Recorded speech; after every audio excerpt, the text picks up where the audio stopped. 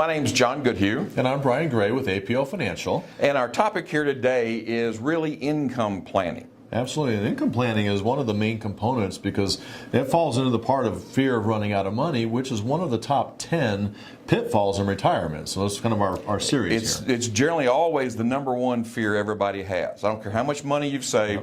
People come to us every day and say, I'm afraid I might run out of money. It doesn't matter how little they spend or how much money they've saved, but people have saved an awful lot of money, still have that same fear. That's right. And what we see people who've done planning, most people don't, but who have done some planning, they'll do some income planning. And unfortunately, they'll have basically the same amount of money they're spending when they're 65 as when they're 95. Now, they might put some inflation on it, but let me ask you a question. Do you really want to spend as much money when you're 95 as you do when you're 65? Now, what we see is we want people to front load their expenses because that's when you're young and healthy and able to do that. What we find is people when they're retiring in their mid-60s, they might think they have 20 or 30 years of life left. The reality is that all going to be good at 20 and 30 years.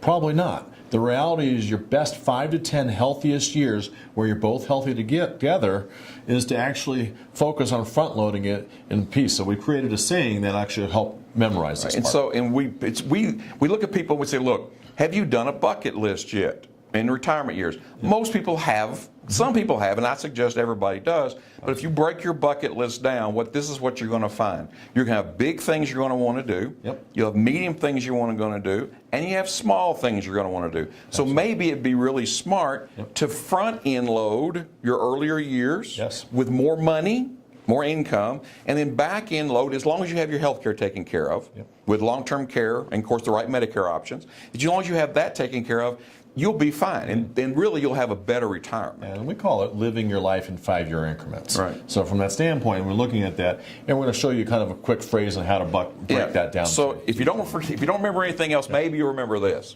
So the first few years, maybe 5 to 7, that you're still healthy and things are going well, we call it your go-go years. That's where you put your big bucket list items and maybe some smaller ones. But while you're healthy, you want to get the things you want to do out of the way.